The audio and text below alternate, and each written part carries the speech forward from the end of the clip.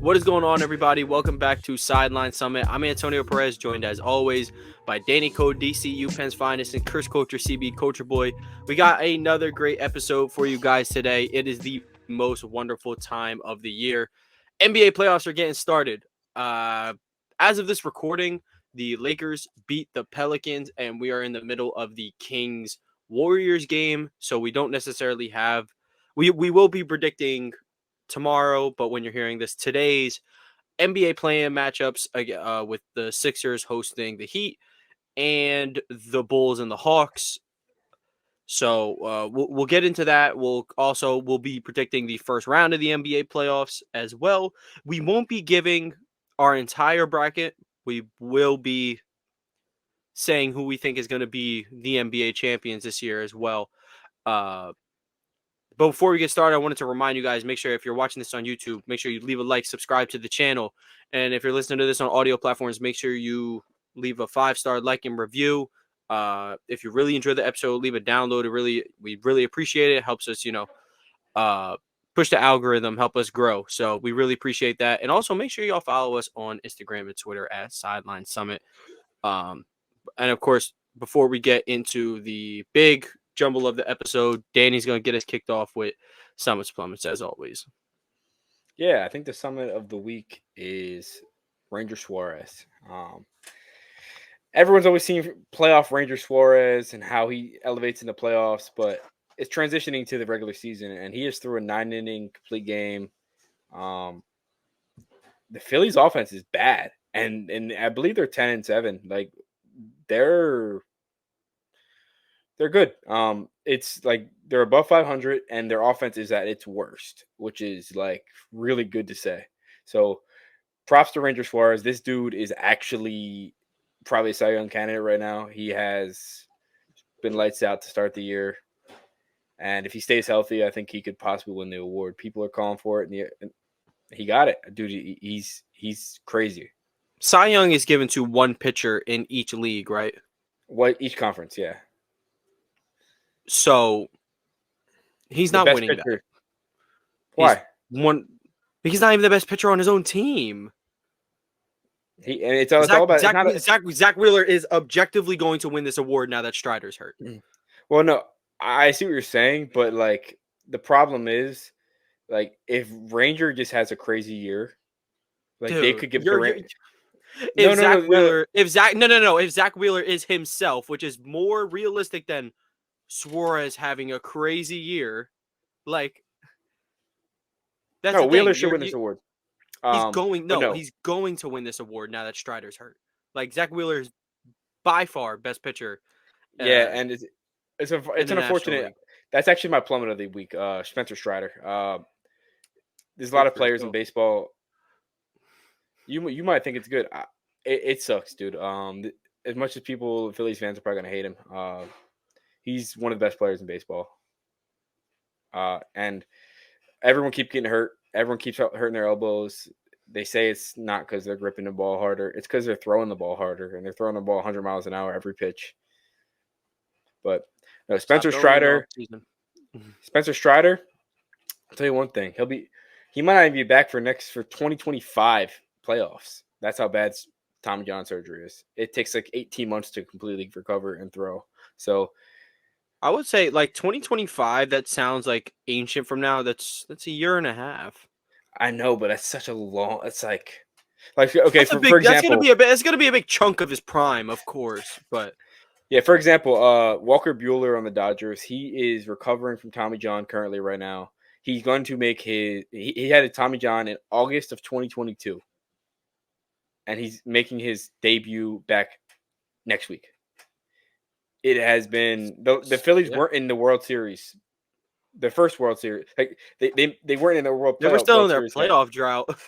Yeah, they were still in their playoff drought when he hurt his elbow. So if that just gives you a picture of how long this injury takes to recover from. Yeah, and it's just like no other, to my knowledge at least, no other sport has an injury that'll do that to you. The only other person where that really happened to was Kevin Durant, and it was kind of by choice. I'm going to say Teddy Bridgewater too. Yeah. That boy was cooked. He shouldn't have came back. But KD, like, so he tears it in June. He could have come back for the NBA bubble in late July, but he was like, nah. And then got to play in December. So he got like a good, like, 18 months of rest off the Achilles, and somehow is the first person to ever beat the Achilles allegations. So, but I wouldn't expect anything less from Kevin Durant. We can move on to Chris, who is actually in Chicago, if I'm not mistaken. Back home, baby. Yeah, that's my summit. Just being back in the city, man. City yeah, I just mean, Cardoso and Reese as well. yeah, The city needs its that was hero. cool. That was cool. So, yeah, my summit is being home. I'm actually here for work, so I got a lot of stuff to do. But it's been cool, kind of working with my coworkers and stuff like that. So that's been cool. I said that's my summit. And I had Harold's yesterday too, which anybody knows me knows it's my favorite place in the world. I was gonna send Danny and Tone a picture yesterday, but they already probably have like 12 saved for every time I come home, so I didn't. But yeah, that's my summit. My plummet. What is it? It was about to be that LeChoke that would have been a summit. That would have been a summit. I don't want them to make the playoffs. I'd rather them lose and then fire Darvin and start the season over next year. But my plummet is the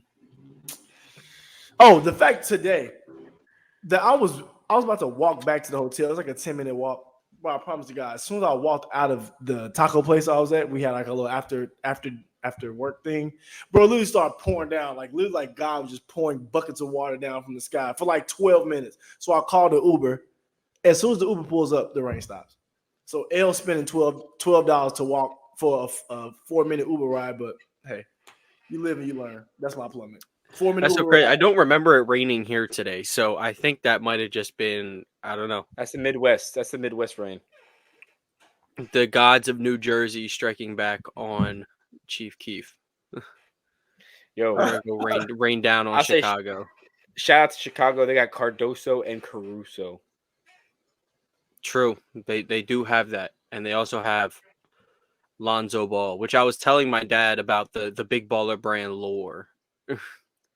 Because we got on the topic of like collectible items, and I was like, yo, there used to be this crazy ass father, right? And he sold shoes for $500. Yo, that sounds like our former president. But what are you talking about?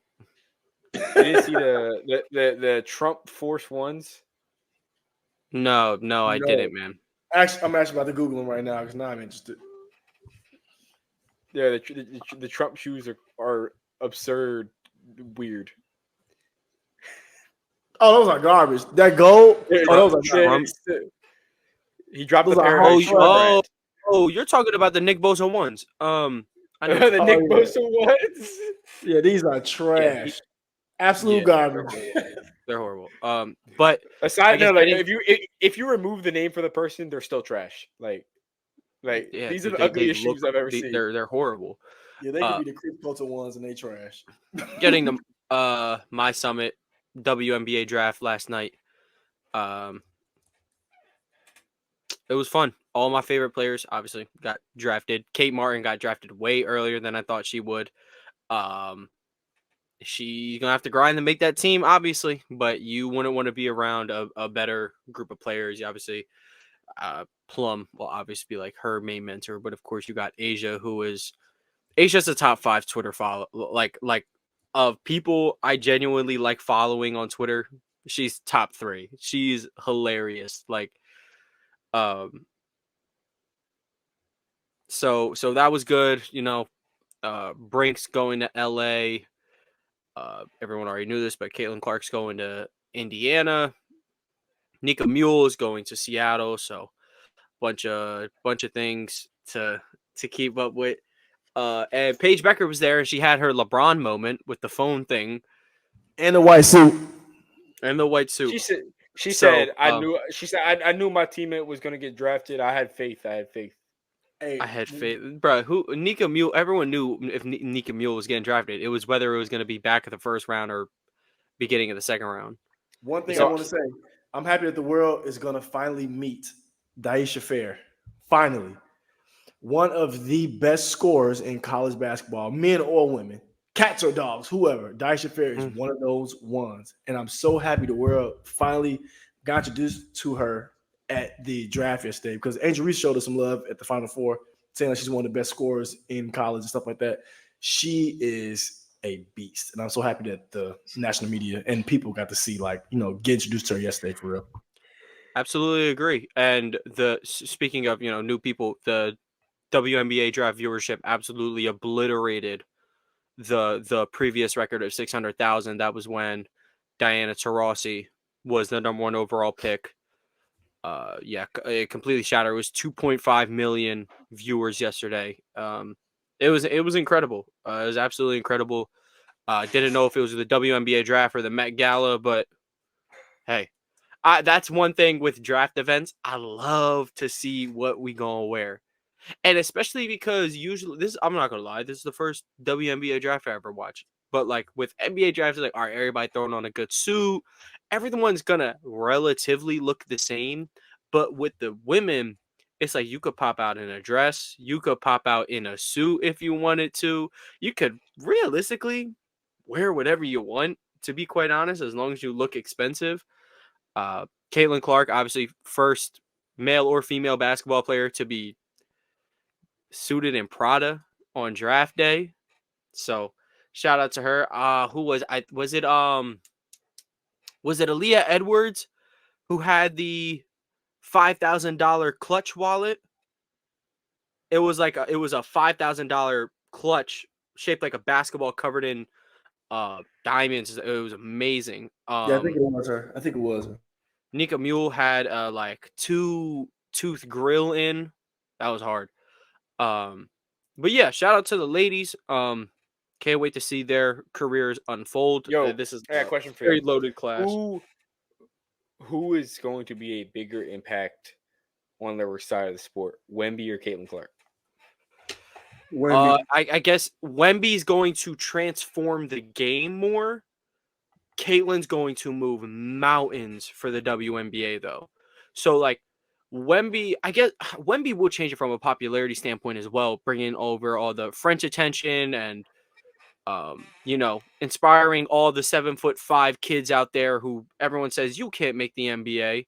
They're like, oh yes, I can. Look at Wemby, and yeah, so they'll both impact the game in a couple different ways. But when we have 7-foot point guards getting called undersized in 20 years, look no further than the Frenchman.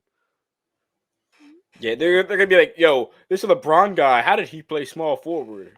The day they say LeBron played plumbers, bro, I'm out. I'm just gonna hop on the. I'm going to throw up. See, that's the thing, bro. It's like if Wemby, like, I'm almost accepting it early. I'm like, dog, because if Wemby just gets a good team around him, he's going to. Man, we talk about 6, 7 depoys. We talking 5, 6 MVPs. They say okay. So I heard this question on the Numbers on the Board podcast. So Derrick Rose won MVP at 23 years old. I believe it was 23. Or it might have been late 22, but I believe it was 23. Wemby is 20 now, and he just wrapped up year 1. So he has to do this within the next 2 seasons. Do you think it's possible that Victor Wembanyama can become the youngest MVP in NBA history?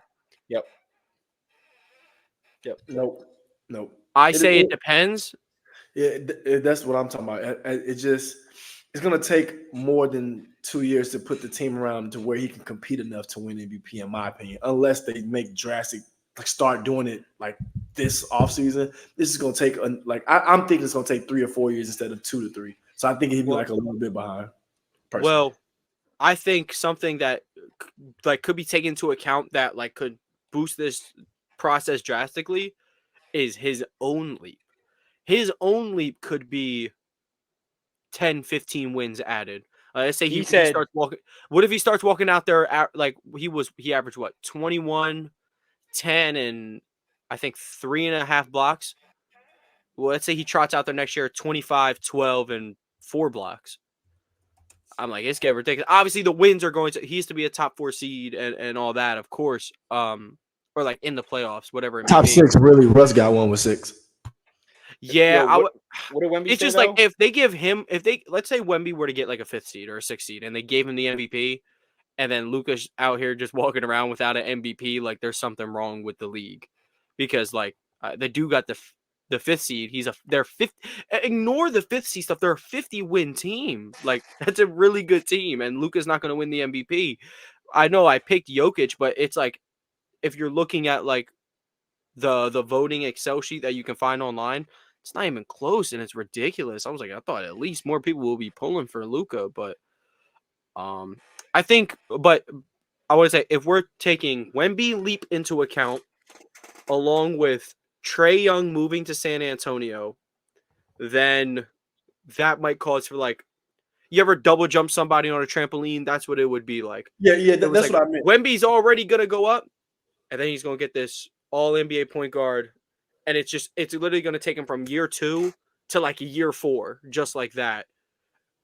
So it's possible, but it depends. It All depends right, how fast they want to move things. I'm Yeah, gonna tell you the only reason. It's because of the quote he said. He said, "I'm done resting. I want a big load."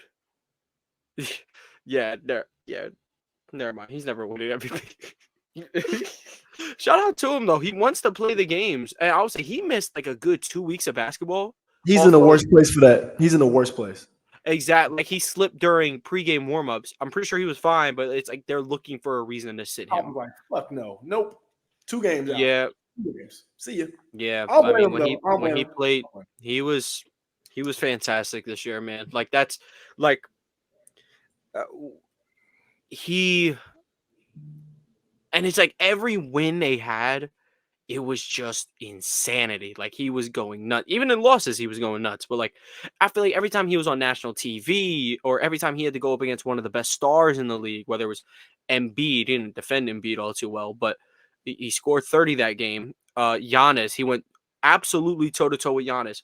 He went in 2 times in 2 weeks, went toe to toe with Jokic, and the second time beat him. So shout out an amazing rookie campaign, and this is going to be one of the best basketball players of all time. Like I'm when we get to our award predictions for next year, I'm giving that boy Depoy. I might fuck around and give him most improved. If they get Trae Young, yeah, I'll pick him for most improved. Clutch player of the year, 6th man of the year somehow, coach of the year. I'm giving him all the awards, man. I was about to say I'm giving him it all. I'm giving it to him. I don't know. I didn't say him it, the but whole load. The whole load. oh god, bro. Oh my god. Pause core on that one. But we can go to the play-in tournament, and we could talk about the Lakers game, since that one actually just wrapped up not too long ago. The Lakers pulled out a clutch win against the New Orleans Pelicans, even though the Pelicans cut an 18-point deficit down to a tie game, but the Lakers were able to get them in, get a couple clutch buckets, get a 4-point lead, and then it was just playing foul game from there. So I guess from this point, let's talk Zion. yeah, He's hurt. He got banged up. Let's not talk about that though. Let's talk about what he him actually did. He just dropped 40. Talk about what he did. He dropped 40, and he was going into LeBron and AD's chest all night. And that brings me to a point I was talking about before the show. Whether Golden State or Sacramento pulls out their win, it's currently in the second quarter, so we're not going to be sure by the time this releases. Or we'll know by the time it releases, but right now we don't. Either one of those teams, if Zion is healthy, I don't feel confident in either of those teams beating the Pelicans, because if LeBron and AD weren't the like cookie cutter, like perfect example of how to stop Zion as like physical defenders, what are either of these teams going to be able to provide to the table? Not to mention that Brandon Ingram, it makes all the difference in the world with his scoring. CJ McCollum had a bad game, like very bad game. Don't expect that to happen twice in a row. I'm a big fan of his. He hit some good shots down the stretch, but obviously, too little, too late.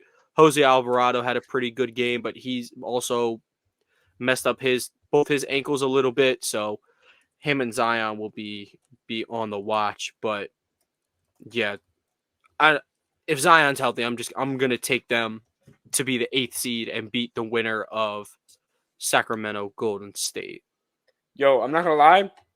Thunder Pelicans might go 6. Fun. That will be a fun series because, again, who is checking Zion if he's healthy? That'd be interesting. J-Dub, maybe. Jalen Williams, man. No. He's gonna find Chet. No, you The good. NBA tricked people into thinking that Jalen Williams was a power forward. He's a 2 guard. If he's guarding Zion, he's gonna break his chest bone open. His clavicle is gonna be broken, and then it's gonna be big torture chamber action. Which Lou Dort is like a very physical defender, like probably one of the better people that have a chance at stopping Thanos. You know who it probably would be on the Thunder for real? It'd probably be Kenrich Williams, who they put on them. Like in real life, like they probably put Kenrich on them just because size and toughness. I think Kenrich and he can use 6 fouls. Yeah. And then you put Dort on them later on, try to get him like to lose the ball a little bit. I think that's probably their best bet. Maybe. So, real quick, I just before we continue the conversation, someone was like, "Someone please tell Nika Mule she can have 6 fouls now." She gonna be playing 94 feet all day. But back to Nika Mule draft comp? Josh Hart. That's a good one. She's a better playmaker than Hart though. I would say like who's somebody who just clamps and playmakes like Avery and like Bradley. An elite. Shout out Avery Bradley, man. That's my dog. Sucks he didn't go to the bubble. I mean, he's on the Lakers championship team, but he wasn't there for the bubble, but he played a big role when he was there. Yo, I played Avery Bradley in high school. He's the sickest player of all time. Him and Austin Rivers are really? Yo, you played him in high school. Hold up, Chris. Chris Lordrop. I told you I'm uncle. But yeah, I was younger though. I was like a freshman, and he was on his way out. It was like his last AAU season. How much he give y'all? How much did Avery Bradley give y'all? So before I even say it, this is how you know everybody who gets to the NBA, they're turned into what they are. Like Avery Bradley was turned into a defensive specialist. Avery Bradley is a bucket everywhere he's been. I think he had like 45. But I mean, every good high school kid has high 40s, in there. But Avery Bradley was a bucket. It's just but also too, you can tell why he was a good NBA defender. But nobody can't get the ball past half court. But he has big hands, fast hands, like really quick, like before like the injuries and stuff, like really quick twitch, and like he's the best defender I've ever seen up close on the court with at the same time. Like by far, nobody's close. Dude, I swear to God, when I think of a Celtic of my childhood, it's Avery Bradley. It's gonna hurt Tony's feelings, but no, dude, not at all. Avery Bradley was there for everything. Like, and it sucks that he ended up getting traded for Marcus Morris, who Marcus Morris was good in his time in Boston, so it was not a bad trade, but it hurt to see my dog go. I can't lie. All right, back to our regular schedule program, though. That was a clutch Avery Bradley drop by Chris. So are we in agreement that like whoever wins the Golden State Sacramento game, they're losing to a healthy Zion and the Pelicans? Yep, hell yeah. I would say yeah, because the Kings don't have Malik Monk. If they have Malik Monk, I would probably lean the Kings. Do we think the Pelicans have a chance to beat either of these teams without Zion and mainly running things through CJ and BI? Yep. Okay. Yep.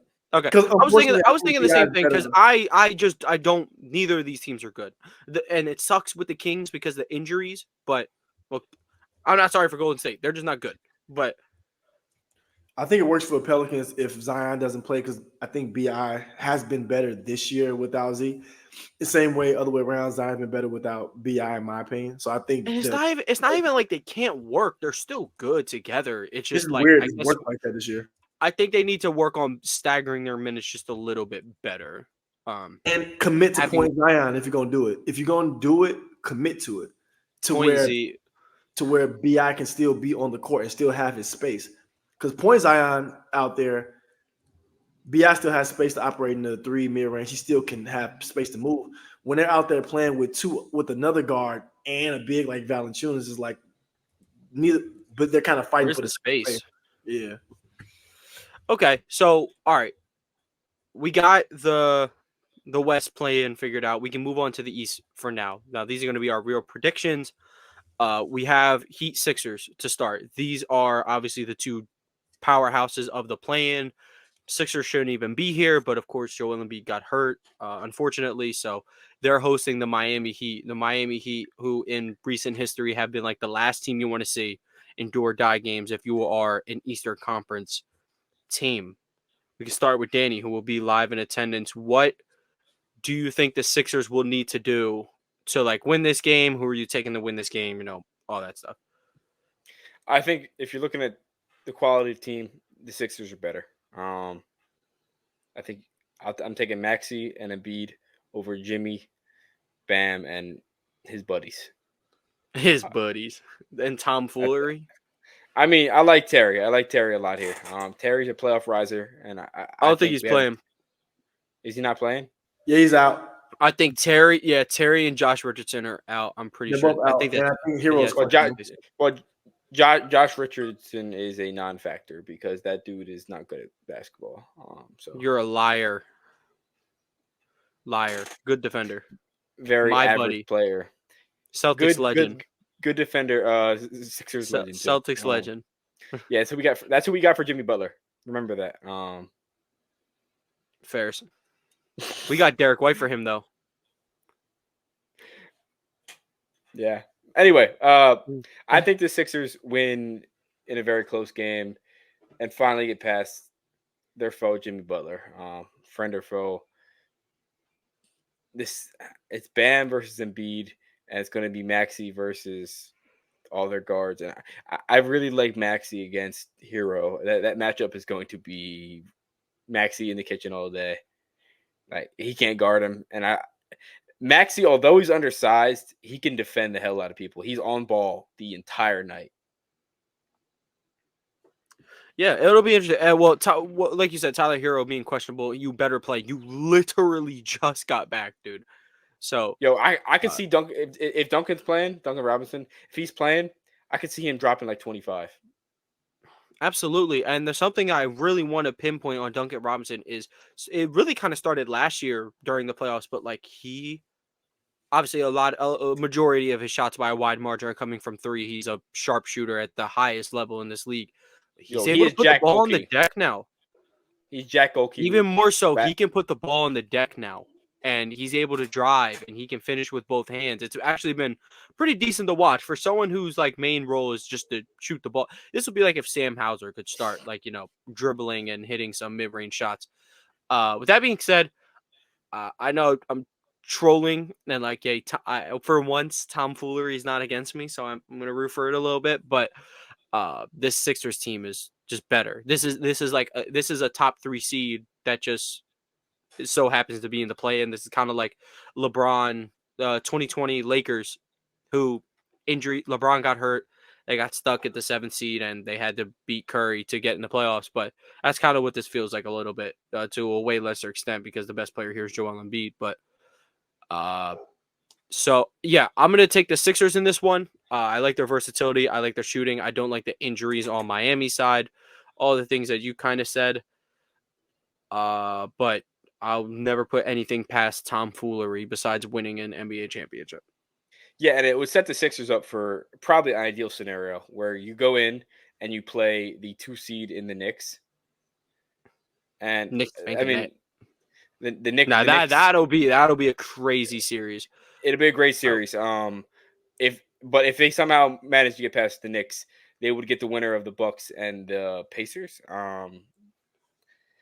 And a banged up Bucks. Giannis. Hey, we're getting ahead of schedule. We're getting ahead. But no, I'm saying this might be the clearest path they have.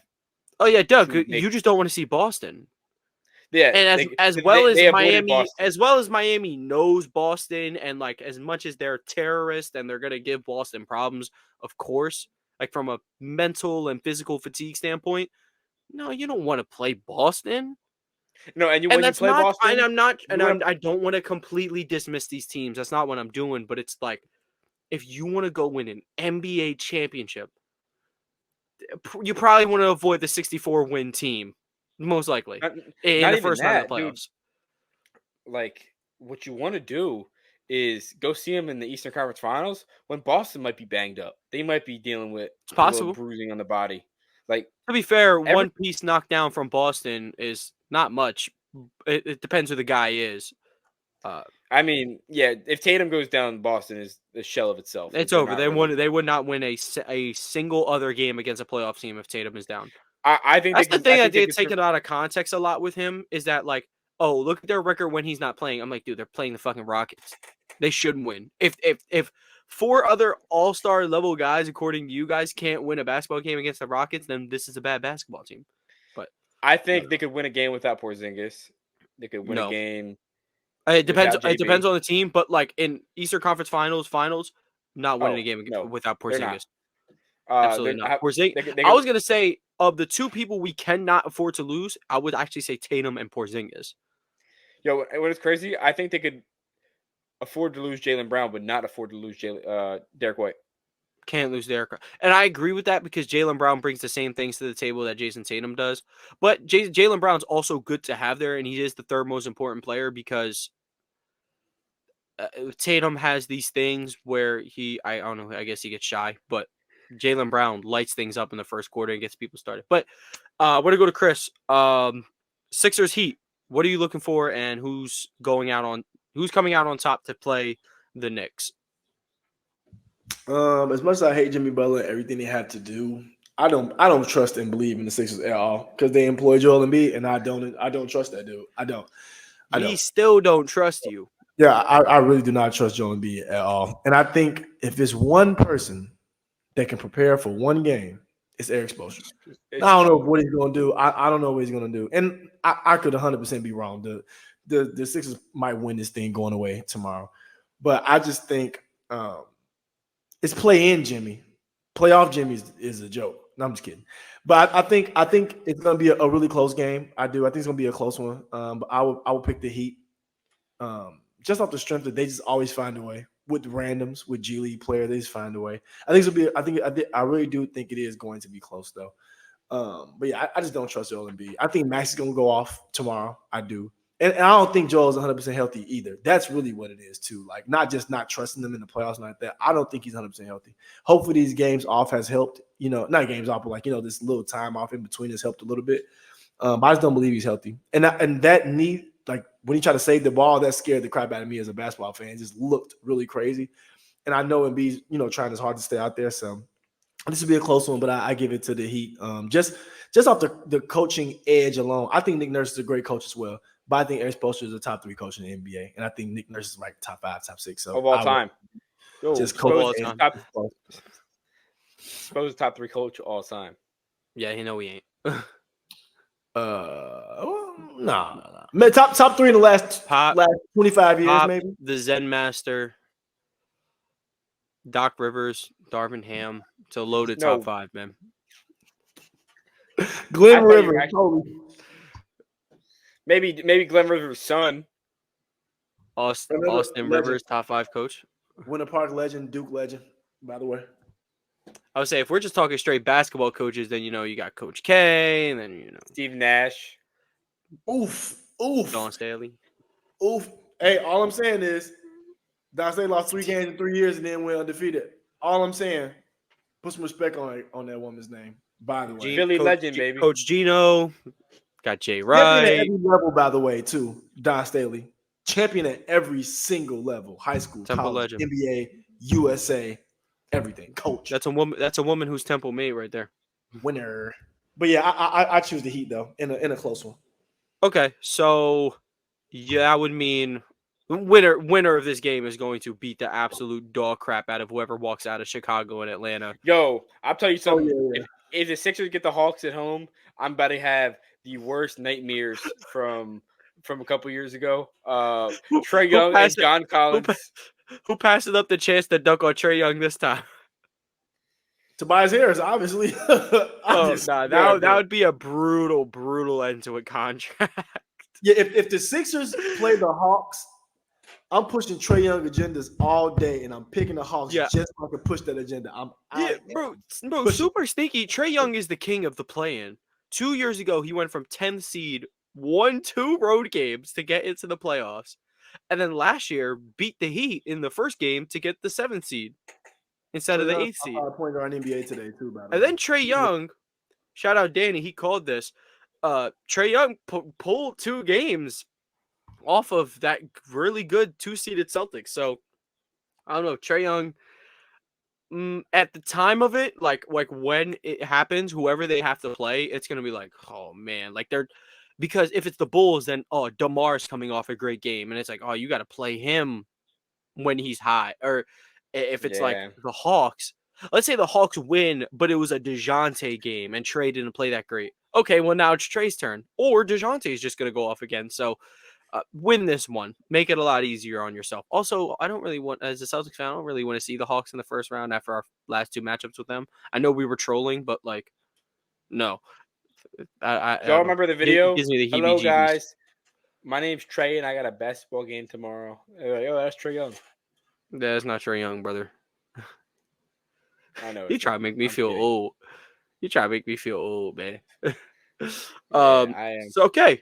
So that's really all of our play-in. And when we're doing these first round predictions, I just want to keep it in mind that we are going off of our predictions from the play-in and what we possibly know. Probably won't play too much of a factor depending on if we have these teams moving forward anyway. Wait, so Chris, so you have the Sixers not making the playoffs?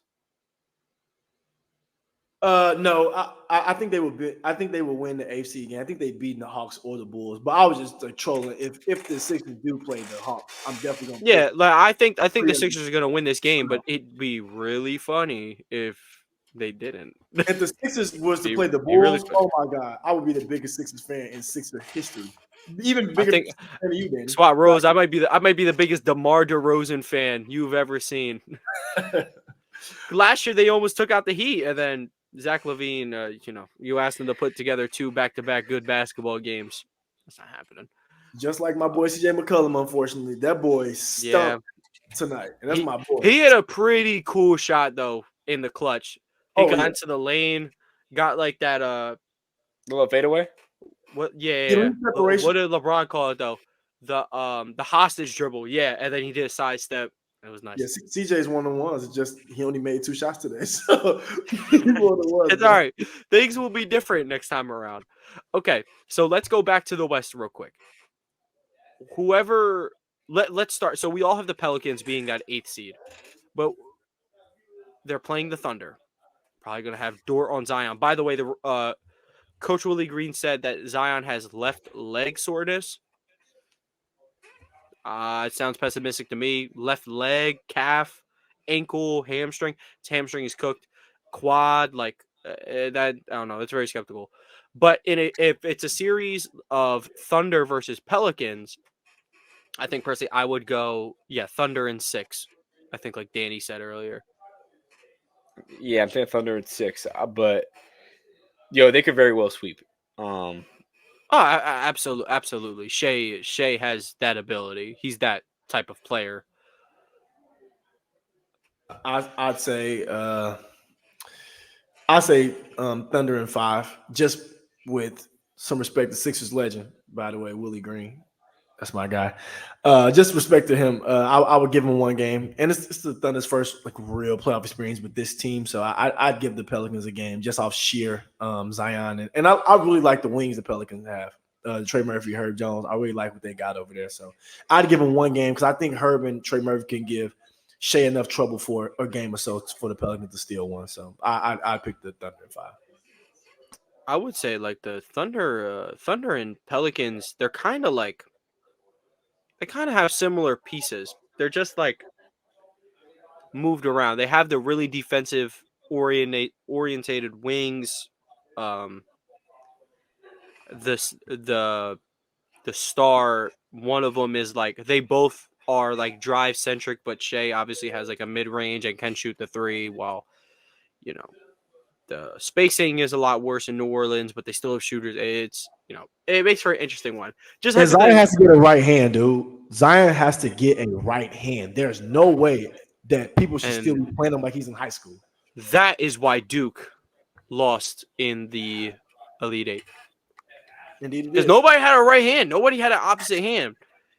Besides, RJ Barrett wouldn't even look at his right hand. Well, Cam did, but Coach K killed his confidence. So RJ Barrett wouldn't even look at his right hand, dude. That dude was out there dribbling so hard left hand. I don't think he had a right hand. Stephen A. Smith told him to get a right hand. He said, "I made it this far without a right hand." I'm like, you just openly admitted that you cannot play basketball with your right hand, grown man. But Rowan Barrett, get him off my team.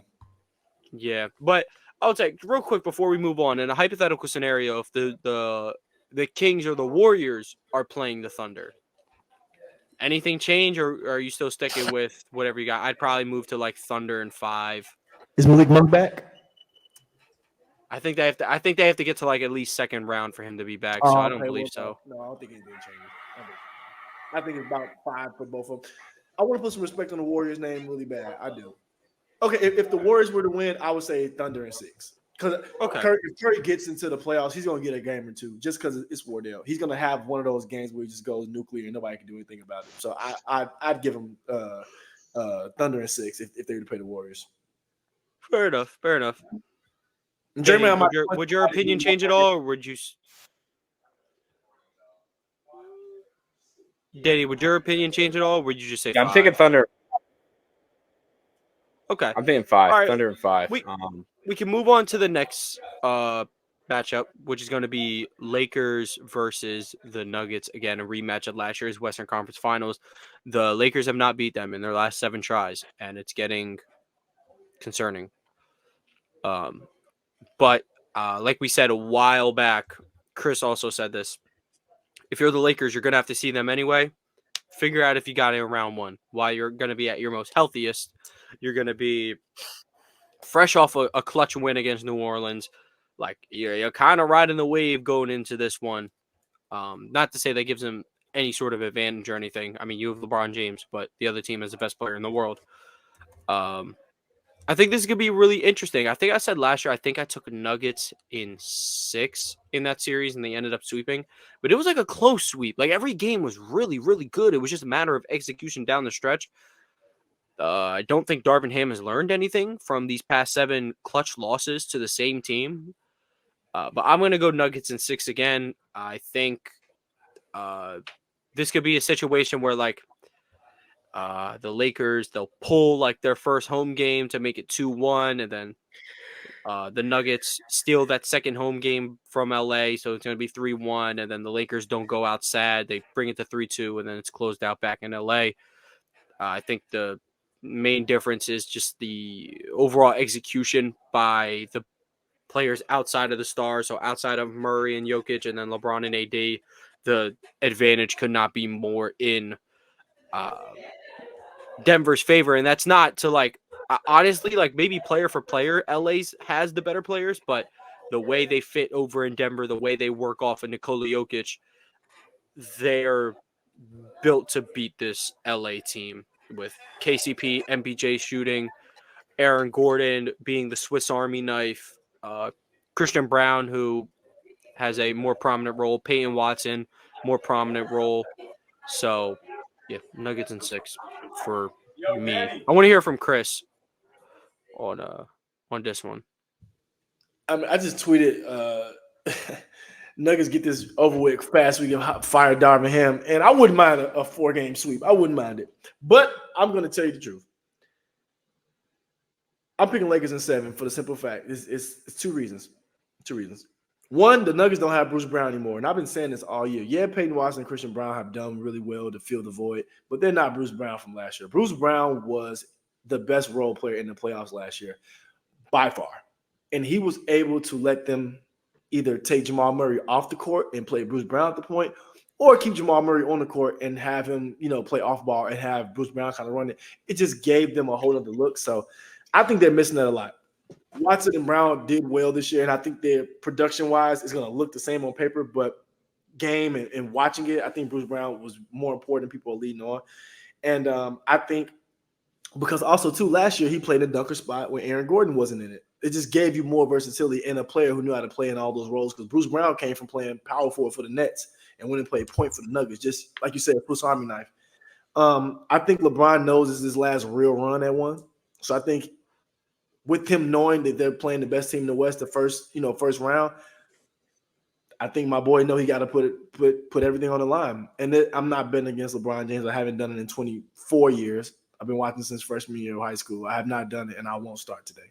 So I think if it goes 7 games, like I hope it does, I'm picking the Lakers. So that's my final prediction: Lakers in 7. Chris, Danny, you what just do you took got? every word out of my mouth. I'm taking Lakers in 7. I'm not betting against LeBron James. I think he finally gets over I the did it hump. last year and it paid out. It paid out, but guess what? This year it's not going to pay out. The Lakers Why are not? healthy as they've been. The Lakers are the healthiest they've been in the last 5 years. They are the best team flowing in their own team the last 5 years as well. D'Lo is making good shots. Reeves can distribute and make shots. They have built a team around LeBron that lets LeBron be LeBron and make these players better. So for that reason, I'm actually taking LeBron over Nikola Jokic and sending the MVP home. What you just described as putting players around LeBron so that LeBron can make them better, that's what Denver's been doing actually for the past 2 years. So, I know. okay. That's why I said he's going to send the MVP home. Mike Tomlin, AB, via the Pivot Podcast. But hey, I'm glad to be. I'm on the right side of history. I know that. That what's now about to be three-time MVP. Unfortunately, will send Lapuki packing. And look, LeBron winning would make my year. Them finally getting to get back on Denver. This is what rivalries are made of, because it's gonna force LeBron to come back. And you gotta play them one more time, because then he gonna have 3 different four. He's gonna have a million rivals. He got a rivalry with Tim Duncan. He got a rivalry with KD, Steph, and now he's gonna have one with Jokic. It's lit. But I don't know. Y'all got Lakers in 7 though. We will move on to our next matchup. This one's going to be very, very fun. Minnesota Timberwolves, 3 seed. They're going to be playing the 6-seeded Phoenix Suns. Again, Suns, not your typical 6 seed. This got Kevin Durant, Devin Booker, Bradley Beal, who's been playing pretty good down the stretch now that he's actually been able to, be healthy. Grayson Allen, honestly, just got him for a steal. $18 million a year for a dude shooting like 45% from 3 and is drastically improved on defense. I'm sitting here trying to talk myself into the Suns. I want someone else to start. Who do we got? Do we got the young Anthony Edwards and the Timberwolves, or are we taking the experienced Phoenix Suns? The Suns. Not And even thinking how many? Suns in 6. Suns in 6. Suns And I in love five. Anthony Edwards, bro. I love Anthony Edwards. I think Anthony Edwards is going to be a top 3 player in the NBA in the next 2 or 3 years. I really 100% believe that in my heart, and so I do. I don't believe in Rudy Gobert. And Towns isn't 100% healthy. If Towns 100% healthy, I pick the Timberwolves without a doubt. Towns isn't 100% healthy yet, and I just don't see it. And this is Kevin Durant we're talking about. Like, I think people forget sometimes. Like, yes, we have 7'5" Wemby, yes, but before him, there was a guy just 5 inches shorter. There was a guy, and that guy is Kevin Durant. And on top of that, you have Devin Bean Booker. It's just a lot to deal with. But And Bradley Beal. And Grayson Allen. Yeah, Grayson Grayson Allen is going to be very, very important in this series. Bradley Beal's going to be dog shit. Bradley Beal is going to be the point guard for this. So he's going to be the dog shit for this. And Anthony Edwards said, y'all got Kevin Durant. Y'all got Kevin Durant, but we got Jaden McDaniels. I think Kevin Durant took that personal. He's going to show them.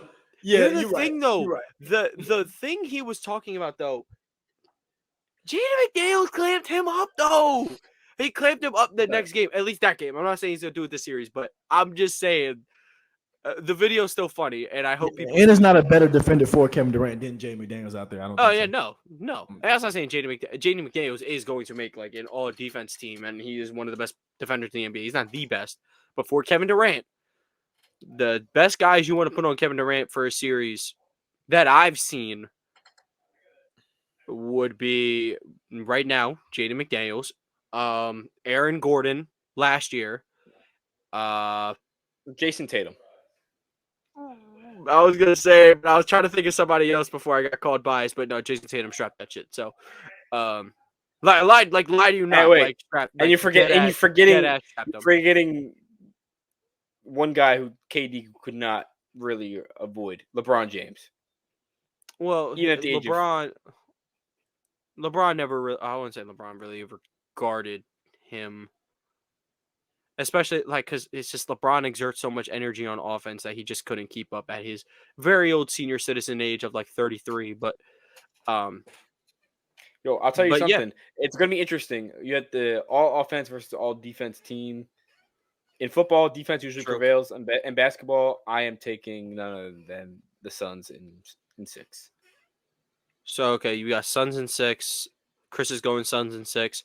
I'm gonna go Suns in 7 here. I think the Wolves, their defense is obviously going to translate. That's no question about it. The offense is going to struggle a little bit. I think even like at a 70-75%, Karl Anthony Towns will be enough to add a little bit of offensive firepower. Not that when he was there that their offense was amazing anyway, but I think in this situation with Karl Anthony Towns, he's going to have Yusuf Nurkic guarding him for 7 games. I'm going to take my chances on a 70% cat. As for Anthony Edwards, I said this a couple episodes back. This guy he screams playoff riser, and I think he's going to go toe to toe with Devin Booker. And this is going to be one of those. This is going to be like Donovan Mitchell versus Jamal Murray in the bubble. This is going to be like Kyrie versus Steph in the 2017 finals, which a lot of people overlook because Kevin Durant was there, but that was a good guard battle series for sure. I think this is going to be a really good series, but like you guys, like Chris said, the Suns have Kevin Durant, which is probably the reason why I'm going to go with the Suns. Like it comes down to a 7th game. I want the 2-time Finals MVP. I want the guy who's been here. And maybe that's unfair to a young Wolves team. It's like, oh well, if it's just based off that, then like why are you even giving them a chance? Because they haven't been here yet. But they were here last year, but 4-1. I think with rotations coming down, the Suns don't really got to go to that many different people. So we're probably looking at like a 7-man rotation for the Suns. It was that already 7. If it comes down to a game 7, that's going to be 6 really fast. Maybe even 5. I doubt they play all their starters 48 minutes in the first round. Wait, But I think 8, maybe 8. But who's the 7 you thinking, Tom? okay, so KD, Book, Bill, KD, Book, Nurkic, Beal, Grayson, Nurkic. Yeah. I think Royce plays. I think Royce O'Neal plays. Absolutely. And I think Eubanks plays too. Because Eubanks is like their Tice. not that he can shoot, but he's like their backup big. Yeah.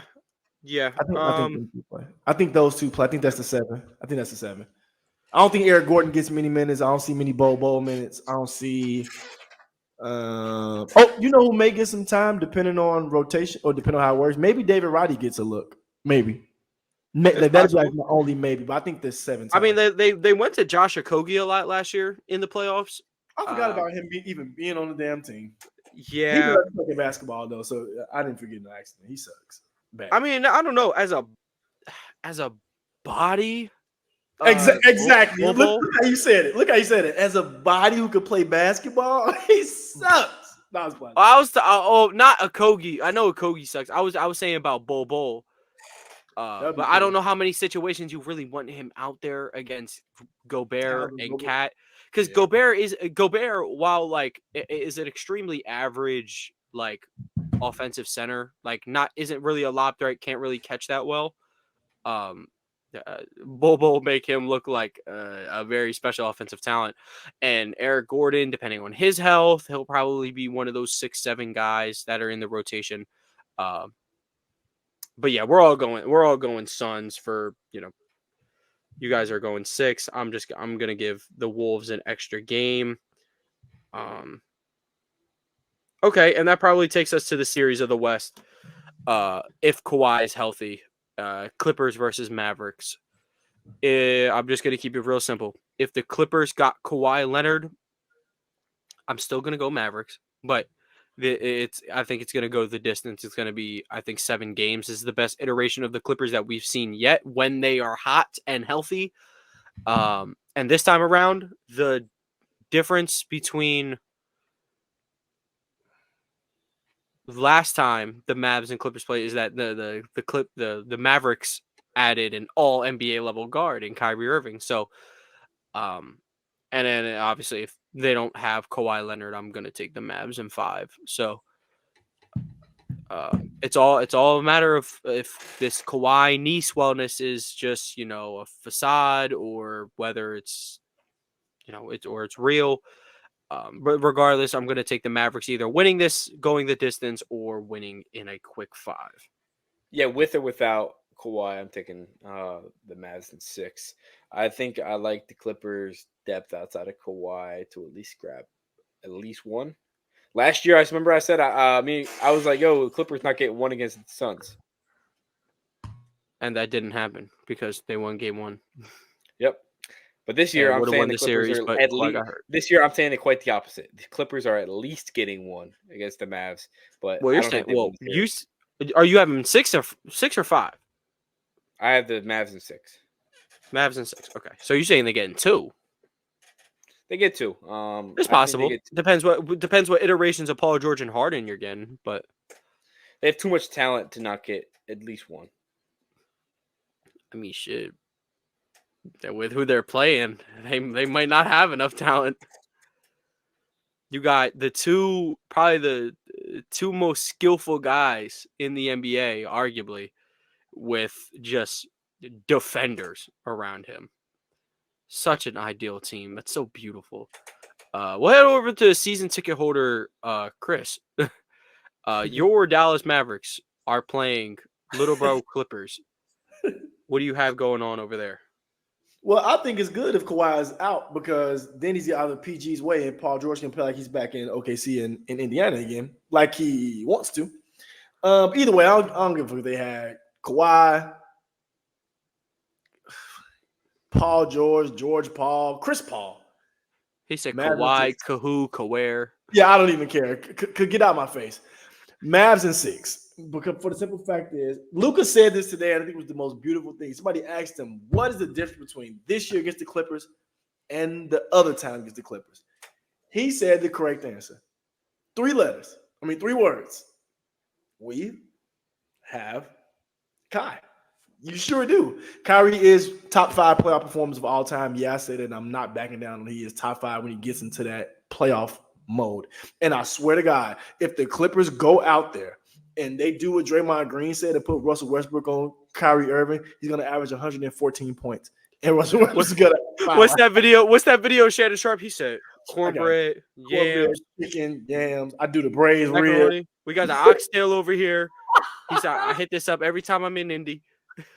Oh, bro, I think, but yeah, I'll be at the side. I think this is the Mavs' time to make a deep run in the playoffs with basically what both of y'all said, kind of just piggybacking off that. They have the correct team around Luka and Kai right now to make a run, especially if you can get the Clippers out early before Kawhi is fully healthy, if that even exists for this dude. So I don't even think that exists. Hey. But yeah, I think it's just the Mavs time, and I think this is going to be the excuse the Clippers need to fire Ty Lue and go into the new building with a new coach, new uniforms, new all that. Yeah, so I think I go. Clippers get bounced first round. Paul George is coming to Philly. He'll be in Philly. He'll be in Philly, or another. That gives you a whole ass reason. Come fly up. I'm already coming. Another sneaky place for him to go would be New York when the Clippers lose.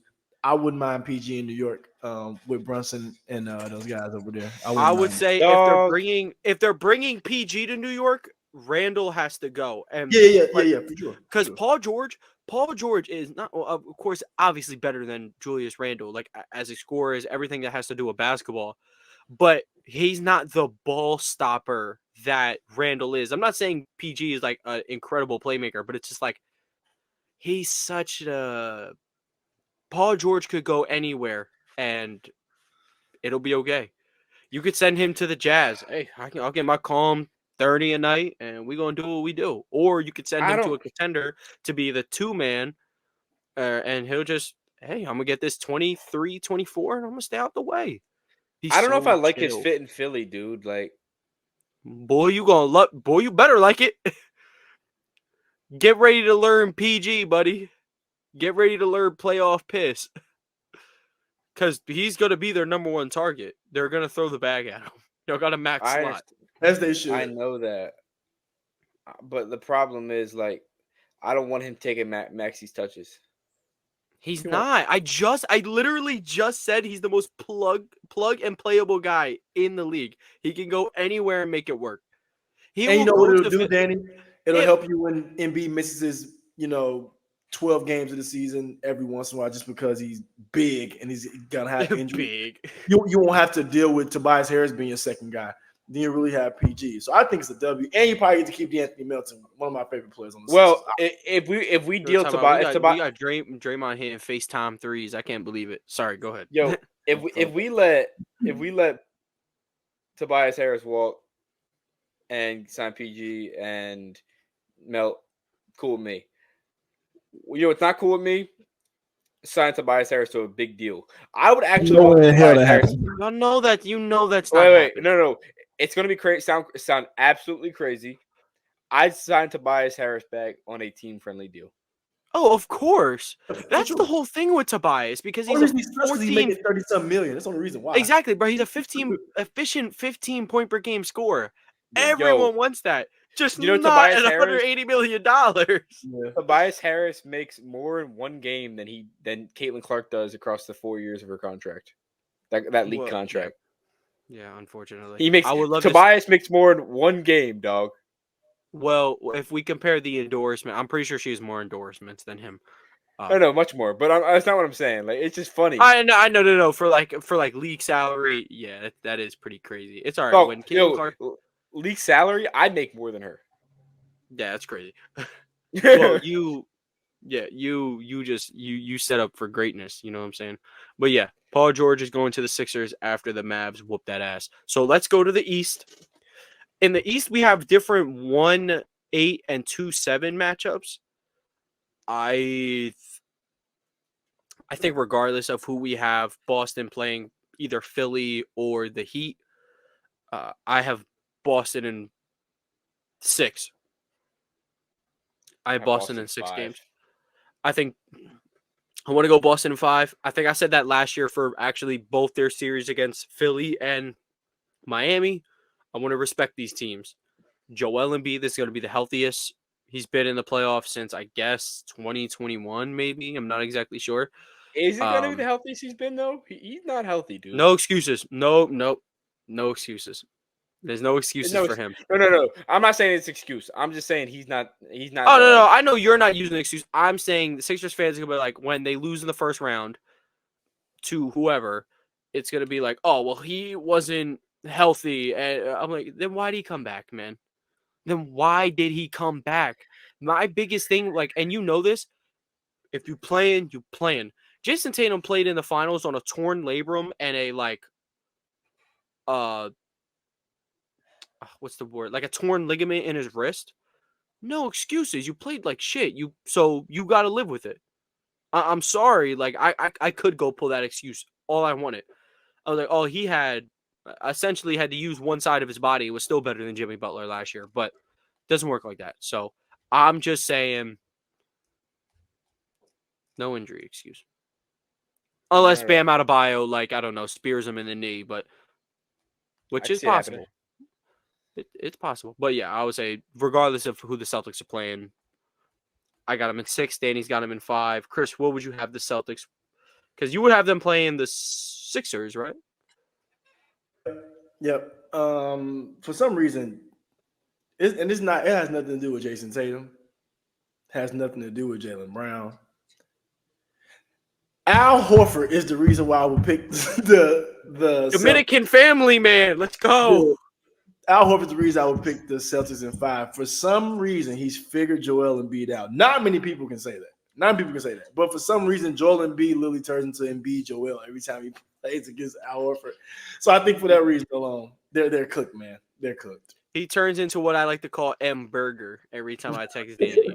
But I will say, credit to Embiid, he's literally forced Joe Mazzulla to run the double big lineup that he just absolutely despises. Joe Mazzulla doesn't like it. He despises it. But I know he'll do it. He'll send Holiday or White to the bench so we can have Porzingis out there, and then Kristaps roaming like he's Rob Will, and then everybody else just go clamp up, leave Tobias open, make Tobias Harris beat us. And then as for our 2-7, see, I have Knicks Heat, or no, I have Knicks Sixers. Danny has Knicks Sixers, but Chris has Knicks Heat. So I guess I can start with Knicks and Sixers. I would have the Knicks in a about as like blue chip, bloody nose, like 12 rounds of boxing series you could possibly get. Knicks in 7. I think, first of all, I'm very pleased with the way Hartenstein's been playing. Is one of the league leaders in offensive rebounds. Those extra possessions are going to help out a lot. Jalen Brunson is going to finish top 6 or even top 5 in MVP voting. Is going to be a second team All-NBA. He's been phenomenal this year, and I think I would say the way he works with DiVincenzo could be a little bit more powerful than the way Maxey works with Melton, especially due to the reps. DiVincenzo has been shooting 40% on like 9 threes a game, which is ridiculous. But it will be a very interesting series. Obviously, Sixers have the advantage in the paint. I believe that they're pretty close on the arc, but I think the Knicks have that advantage with, Brunson, Hart, and DiVincenzo, along with other friends. So I'm going to go with the Knicks in 7. And if it was against the Heat, I would say Knicks in 6. Both would go relative to distance, in my opinion. Yeah, I'm taking the Sixers in 7 here. No shocker. No, I mean, I'm not taking the Sixers to win the NBA Finals. You're taking a 2 to beat a 7. That's enough for me. Again, they're not a regular 7, though. I get it. We're not a real 7. And I mean, dude, I don't know what Nick Nurse has devil magic against the Knicks. Like, they turn into poo sometimes when they play the Sixers. But they can't score. Like, they played in the lowest scoring game probably in the last 20 years. That was a whole like week-long thing with the Knicks. It was bad. It doesn't matter, but like, I'm just saying. 70 they points held 2 teams back to back to less than 80 points while also scoring under 80 points. It was just bad. Here's what I'll say, this though. Is going to be AFC North basketball. Yeah, basically that's a good way to put it. The reason why I'm actually kind of going the Knicks as well is because the Knicks did not go against basketball fate. I cannot stand when a team loses on purpose so they'll avoid another team. Back in 2022, the Celtics had the opportunity to lose. Mind you, they started 25-25 and then ended up winning 51 games. They had an opportunity to lose and play, I think it was the Bulls after they lost Caruso and Ball. So they had a chance to play the injured Bulls or the KD and Kyrie Nets, who the only reason they were 7th seed is because injuries. And everyone was like, you should lose this game. No, Celtics went out there against the G League Grizzlies with all their starters. Tatum dropped like 40 points, and Ime Udoka dropped the hardest line ever. He said, we're a basketball team, not a track squad. We don't run from the smoke. It was hard. He did sleep with a coworker, but it was hard. So I like that the Knicks, they went to double OT with a banged up Bull squad on the last day of the season. Dante DiVincenzo played 51 minutes. They did everything they could to get that 2 seed because they wanted it. Like that's absolutely what they wanted. They could have fell back, got the Pacers, beat the dog crap out of the Pacers.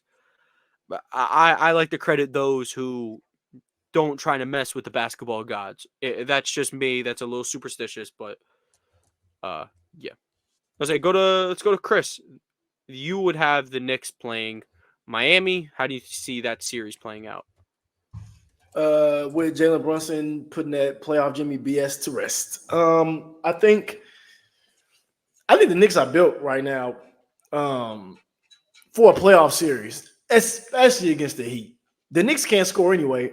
Besides Jalen Brunson, they don't give a shit. They just want you to score under 100. They don't care. And I think for playoff basketball, where it's going to be more physical, I think you just got to have a go-to guy. And I think their go-to guy is better than the Heat's go-to guy right now. I think Jalen Brunson is better than Jimmy Butler right now. And for that, along with the complementary pieces that they added, like we haven't really even seen Bojan play well for the Knicks yet. Not saying he will or won't, but you know what I'm saying? They just have more bullets in the chamber than they had before. And there's other ways to look if the first thing isn't working out. So I picked the Knicks to win this. It is Spo though. It's Spo and Defensive Player of the Year candidate. Bam. So I give him 6 games. I give him 6 games. I actually wrote 6 before you even gave me a game count. Oh yeah. I sensed it. No, I would say one thing about Bogdanovich though is that I guess without Randall, it'll probably be, I guess, easier to get in your own rhythm. As they're gonna need like another guy to step up and score. So it's a possibility that his numbers called a little bit more. Next, very interesting matchup. It's what's going to start out as the Giannis-less Bucks versus the Pacers. Something I want to take into account is the Bucks, I think, are 4-4 without Giannis this year. With Dame playing, Dame's been awesome when Giannis hasn't been playing. And I think against a both these defenses are Swiss cheese. It's going to look like regular season basketball. I think even without Giannis for probably the first game or two of the series, I think I'm going to go. I'm going to go Bucks in 5 games here. I'm a big fan of Damian Lillard's experience. Bobby Portis down the stretch. I cannot emphasize enough. Bobby Portis down the stretch. If you are a smaller guard, beware. He's going to get that switch, and there's nothing you can do about it. Bobby Portis has been that good down the stretch, and they've been hitting their open shots. Brook Lopez is starting to find his groove from the corner. Same thing with Malik Beasley. They're starting to, hit their stride from the arc. Damian Lillard didn't finish the regular season strong, but he had a couple good performances leading up to that point. And he's going to have Tyrese Halliburton guarding him. Or he's going to have Aaron Nesmith guarding him. But, switches exist. So I'm going to go Bucks in 5 here. Chris. I guess what would mine be? Who would I have? What's my line? We both have Bucks versus No. So yeah, we're off of the playing series, so it would still be Bucks Pacers regardless. 3 versus 6. Yeah, Tyrese Halliburton superstar subscription ran out, unfortunately. So I'm picking. It's gonna hurt my heart to even say this crap. I'm picking Glenn Rivers and the Milwaukee Bucks to beat the Pacers. It's just a year early for the Pacers, honestly. The superstar thing was a troll for Halliburton. He's been pretty solid over the last couple weeks. You like Halliburton. You do like Halliburton until they start saying he's better than Trey. Then I'm in the same boat you are. Yeah, I'm not having that crap. I'm not having that crap. Bro, you won't. We're the co-founders of the Trey Young fan club. That's why we're here. But yeah, I think it's just a year too early for the Pacers. I think one more year, and with Pascal signing back, them adding another piece or so, I think that'd be good. Is Mathurin's hurt still, correct? I believe so. Yeah, I think that's gonna be rough too, because you need that athletic build. You need that against the Bucks because they're gonna be a little more physical. The playoff game slows down a little bit. I think they're just a year early, but I think they're gonna give the Bucks a run for their money without Giannis, especially if Giannis missed the first 2 or 3 games, they could easily steal 1 or 2 of those, in my opinion. So yeah, I'd pick the Bucks in 7 for a safe bet. I pick the Bucks. Yeah, I'm taking the Bucks in 6 as well. I think we're all agreeing that the Bucks are going to win this series, but they might be taken deep. I'll tell you one thing: I think the Milwaukee Bucks are the Buffalo Bills of the NBA. They always seem to handle their business early on in the playoffs, except for last year. That was tomfoolery put to rest. Look, bro, that Jimmy game, what, 4? The shot was Dog, insane.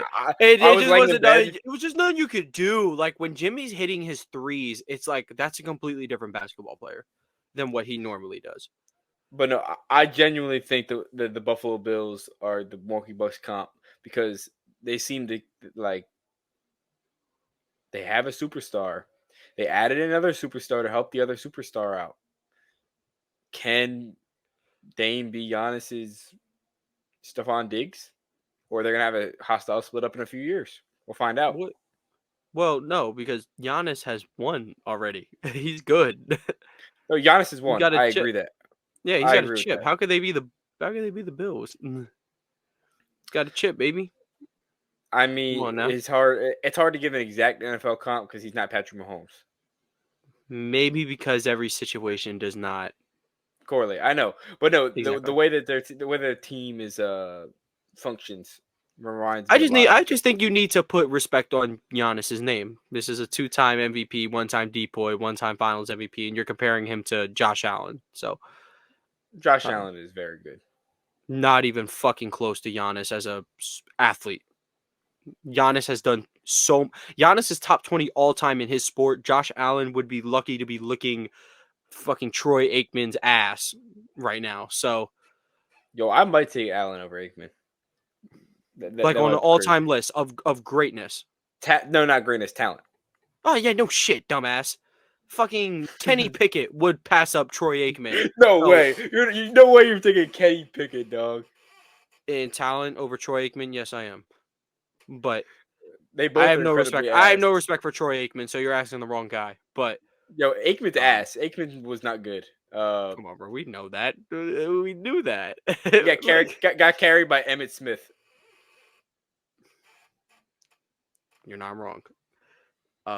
Chris, what'd you say? Bucks in 5 or 6? 7. Oh, 7. Oh, 7. I'm tweaking. Okay. Yeah. All of our picks have, most of them have been in 6 or 7. We got some 5s, no sweeps though, which is pretty cool. Okay, last series, the one I'm super excited for. 4 seed Cleveland Cavaliers, 5 seed Orlando Magic. I think all of us want to see the Magic win. So let's try to keep the bias aside on our picks. Start with Danny. Do you want me to start, or do you want to start? I'll start. I got the Magic in 7. Go ahead. I think the Magic can get done in 7. They match up really, really, really well against the Cavs. The Cavs got these 2 bigs that they kind of feed the ball through, and they got a great score. What do the Magic have? 2 bigs that they feed the ball through, except they got incredible defenders, and I think they're very similarly built teams. And if I'm going to choose a team that's going to outgrit another team, I'm choosing the Magic to outgrit the Cavs. Okay, I can see it, especially with how like the Cavs have been down the stretch. I do think, unfortunately, as similarly built as these teams are, one of these teams do have Donovan Mitchell, who's very playoff battle tested. I'm gonna go with the Cavs in 7. Kind of the same thing. It's gonna go to distance. I think experience will probably pull out for the Cavs, but I could definitely see the Magic winning this series, especially with how they finished the season. I love how they finished the season. The defense went out on an absolute recap of their entire year. And if they can just get the 3 ball falling, which I know it hasn't been falling all year, so to ask for it to fall now against another one of the league's best defensive teams, it's difficult. But if like when Franz and Paolo are hitting their threes, say goodnight, brother. That's the equivalent of Draymond hitting his threes.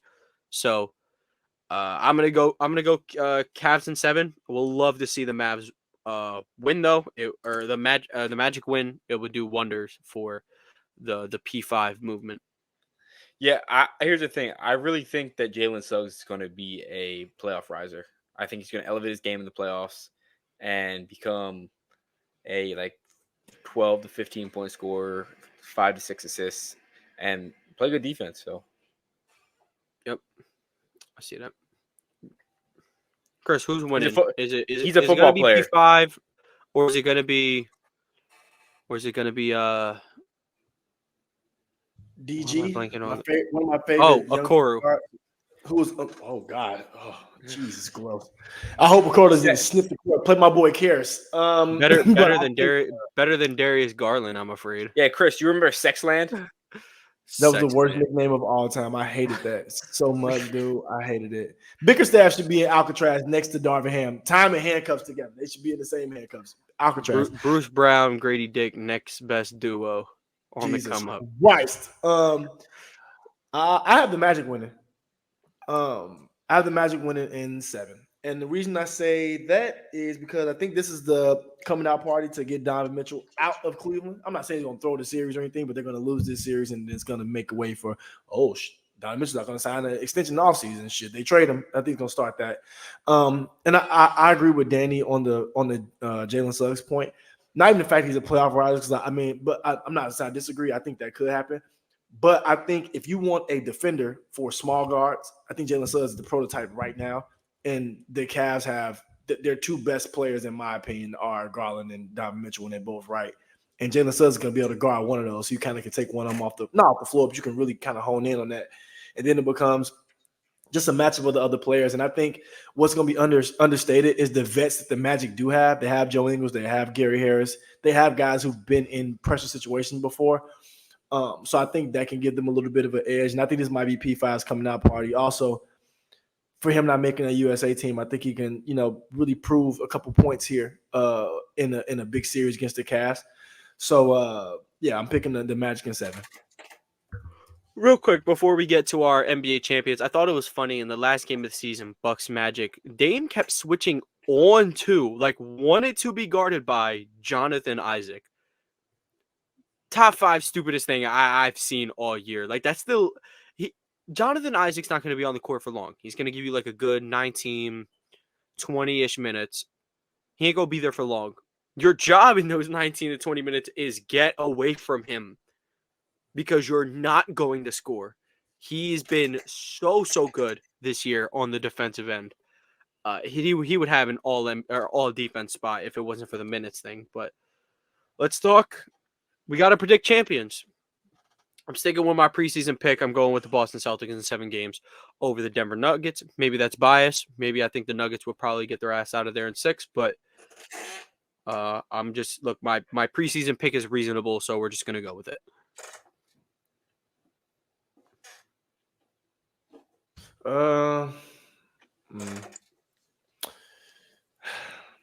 NBA champs, right? NBA champs. You don't gotta break down the rest of the bracket. Just who do you think is going to win the championship? Since I picked the Lakers to beat the Nuggets in 7, I have the Lakers winning championship, obviously. Because that's the only team they can't beat, dude. They can't beat the Nuggets because Jokic does shots behind his head when it's 1 second on the shot clock and makes them all net. If he doesn't do that, Lakers can win. So, in my opinion, Lakers win the championship. Okay. And then Danny, and we're all just picking our favorite teams, I guess. What is Joel Embiid making the finals now? Embiid is making the finals. No. I have not pressing, brother. I have the Boston Celtics beating. Drum roll. Just say the Nuggets, dog. Nobody's beating them dudes. Boston Celtics beating the Dallas Mavericks in the NBA Finals. That'd be oh my god. Danny said that a while ago too. He did say that a while ago. That would be so. I said that. So I believe I said that. Beginning. That might have been my preseason prediction. I'm not gonna lie. Kyrie getting sent home. Game 7 of the NBA Finals. And the storylines of the NBA are just so fire. Tatum's second finals. Can he get a redemption tour? It's gonna be Luka and Kyrie against Tatum and the Celtics, and Kyrie's gonna have a revenge tour. It would be the storyline, but no, I'm not gonna lie. Embiid versus them would be crazy too, but it's not gonna happen. Embiid in the finals. What's the speed, Jeff? So here's the thing, right? If the Celtics play the Mavericks, Tatum, right? He has that first bad finals, but it was his first one, so we're kind of like letting it go. Meltdown against the Mavericks. We're due for a repeat after that because that's the LeBron script. We're due for a couple MVPs. Is he gonna go to Miami? No, and then come because home that meltdown happened with the Heat against the Mavericks. So after he has this meltdown to the Mavericks, back-to-back MVPs, greatest peak of all time coming in 2026. Walk with me. We're here. But I believe that we're essentially all out of time today. Yeah. Thank you guys so much for tuning in. Again, if you're watching this on YouTube, make sure you like and subscribe. If you're listening to this on an audio platform, make sure you leave a 5-star like and review. From AP New Freezer, Culture by Migos, and DC Comics. Thank you guys so much for tuning in. We'll catch you guys next week. Make sure you enjoy playoff basketball.